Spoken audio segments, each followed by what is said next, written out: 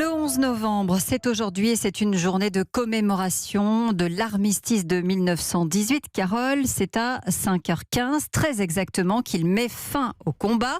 Le cessez-le-feu sera effectif à 11h. La fin de la Première Guerre mondiale, donc commémorée comme chaque année par le président de la République. Emmanuel Macron a déposé une gerbe au pied de la statue de Georges Clemenceau ce matin à 10h40, en bas des Champs-Élysées. Il a ainsi lancé le début de cette journée d'hommage. Bonjour Lourdes Dietrich. Bonjour. Alors vous avez suivi l'ensemble de cette cérémonie qui se poursuit toujours sous la pluie.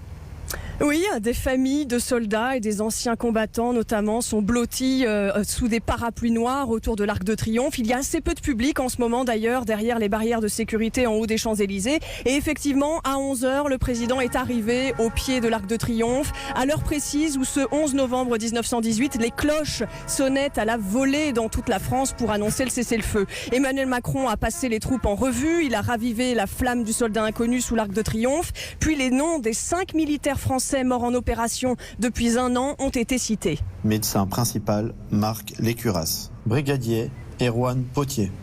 Alors, ces 4 dernières années, on a commémoré le centenaire de la Première Guerre mondiale. Aujourd'hui, en 2019, c'est l'occasion de rappeler qu'il y a 100 ans, en 1919, a véritablement lieu la fin de la guerre avec la signature du traité de Versailles en juin 1919 par 67 pays. Et la paix restait alors à établir, explique l'historien Jean-Pierre Vernet. Les traités de paix qui ont séparé l'Europe, qui ont fait disparaître les empires, qui ont modelé une nouvelle Europe avec des peuples qui voulaient disposer d'eux-mêmes.